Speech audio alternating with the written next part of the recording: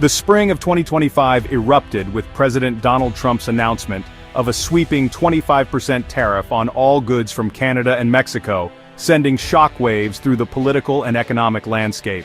The decision, delivered in a high-profile White House press conference, marked a dramatic escalation in trade tensions between the U.S. and its closest neighbors.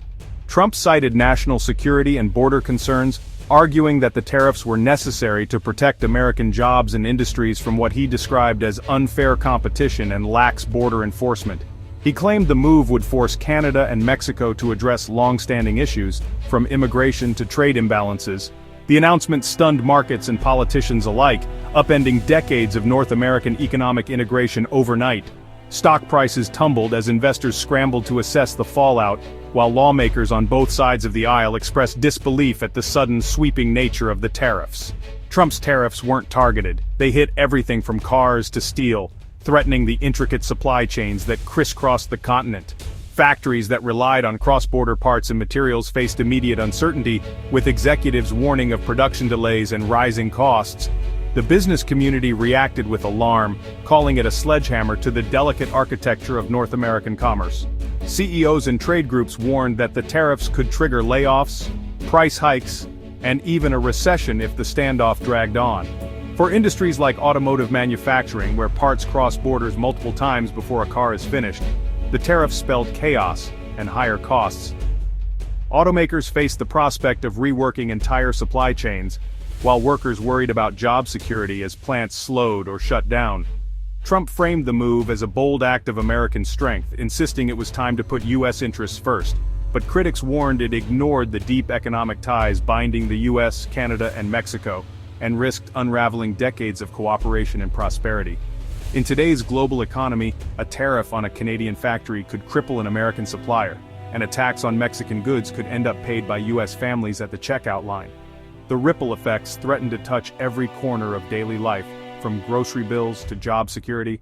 The shockwave was immediate. North America's economic engine was thrown into crisis, with uncertainty looming over millions of workers, businesses, and families across the continent. North of the border, Canada's newly elected Prime Minister Mark Carney faced the crisis head-on. The world watched as Carney, known for his calm under pressure, stepped into the international spotlight at a moment of unprecedented tension between Canada and the United States. The stakes were high, and the eyes of both nations were fixed on Ottawa, waiting to see how the new leader would respond to President Trump's aggressive trade moves. Carney, a seasoned economist with years of experience at the Bank of England and the Bank of Canada, wasted no time. In his victory speech, he condemned Trump's tariffs as a betrayal of the close partnership between the two countries and vowed swift, decisive retaliation. His words were measured but resolute, signaling a new era of assertiveness in Canadian leadership. Canada responded with its own 25% tariffs on $30 billion of U.S. goods, targeting politically sensitive American industries. The list was carefully crafted to hit products from swing states and key sectors, making it clear that Canada's response was both strategic and impactful. Ottawa mirrored U.S. tariffs on metals and cars, ensuring the pain was felt in the very sectors Trump claimed to protect. Canadian officials coordinated with industry leaders to minimize domestic fallout, but made no apologies for the tough stance. This was no symbolic gesture. Carney's response was calculated to turn American businesses into lobbyists against Trump's policy. As the tariffs began to bite, U.S. companies and workers started to feel the pressure, and calls for a change in Washington's approach grew louder. The message was clear: Canada would not be bullied. Carney's government stood united, rallying public support and projecting strength both at home and abroad. The quiet neighbor had shown its teeth, and Washington was forced to take notice. News outlets across North America reported on Canada's bold move, and the diplomatic landscape shifted overnight. The trade war had escalated into a high-stakes economic standoff. Markets reacted with volatility, and economists warned of long-term consequences for both countries if the dispute continued. The era of quiet diplomacy was over. Canada was ready to fight back, determined to defend its interests and its dignity on the world stage. With billions at stake, a critical meeting was set for May 6, 2025, between Trump and Carney at the White House. The world watched as two strong-willed leaders faced off, each determined not to blink. Trump demanded concessions, expecting Carney to fold under pressure. Instead, Carney stood firm, warning of mutual economic destruction if tariffs continued.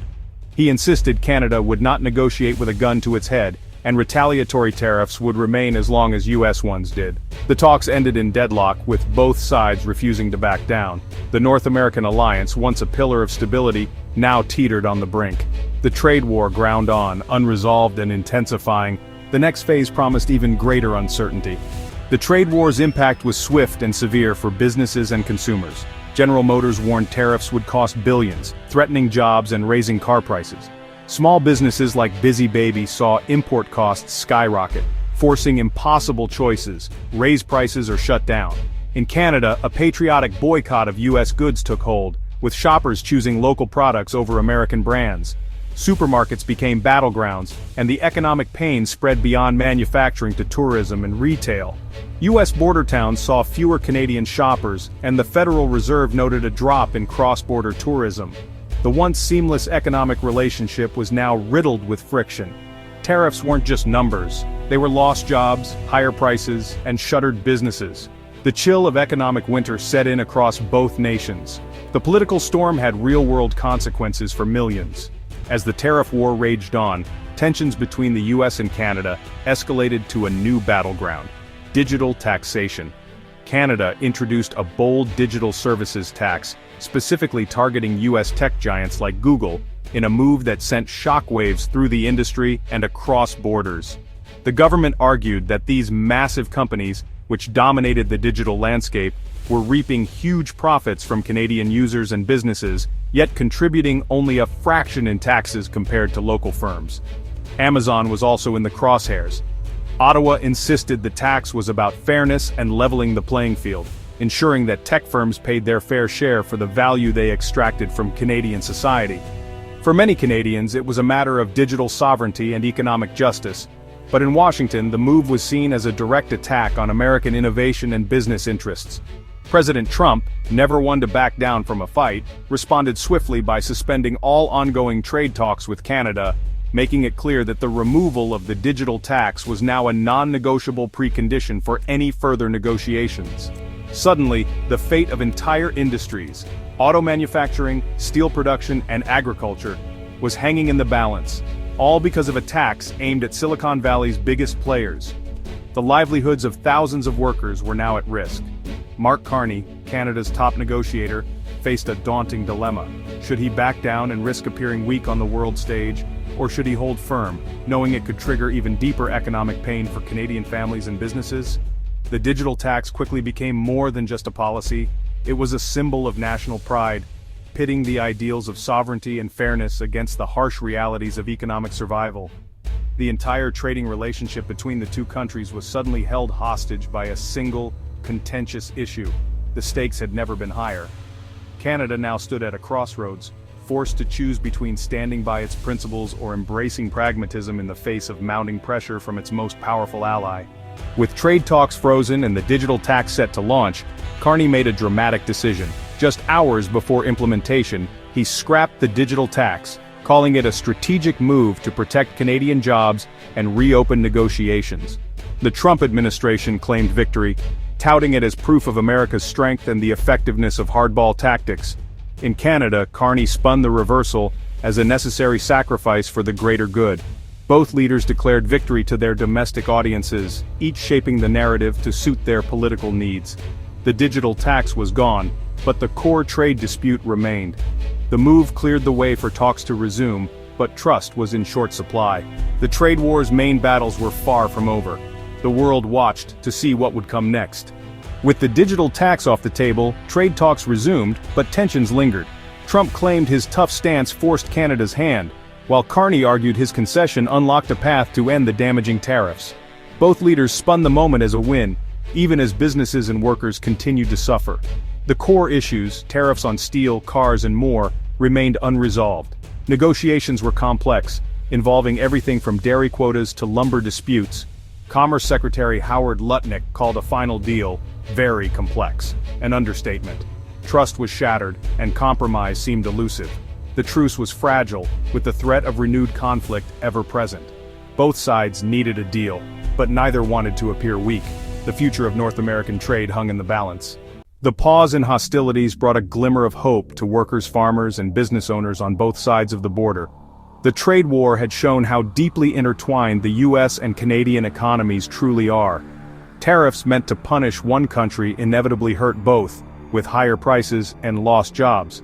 The challenge ahead was to rebuild not just trade agreements, but trust and partnership. Any future deal would need to reaffirm shared values and mutual interests. The events of 2025 were a painful lesson in the costs of economic conflict, yet they also revealed the resilience of the U.S. Canada relationship. The path forward would require careful diplomacy and a renewed commitment to working together, not as adversaries, but as partners across a shared border.